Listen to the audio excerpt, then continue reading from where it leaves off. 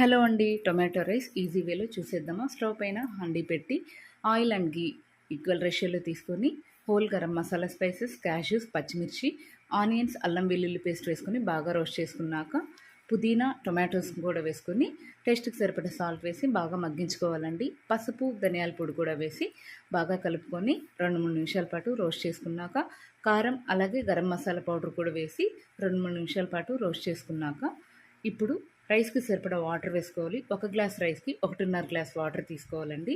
మూత పెట్టేసి తెల్లించుకున్నాక ఇప్పుడు తెల్లే స్టేజ్లో కొత్తిమీర, ముందుగా నానబెట్టుకున్న రైస్ కూడా వేసేసుకొని కలుపుకొని మూత పెట్టేసి లో ఫ్లేమ్లో ఒక 10 మినిట్స్ పాటు కుక్ చేసుకోవాలి. 50% కుక్ అయ్యాక హాఫ్ లెమన్ పిండుకొని మిక్స్ చేసేసుకొని మూత పెట్టేసి సిమ్లో 15 మినిట్స్ పాటు కుక్ చేసుకోవాలండి.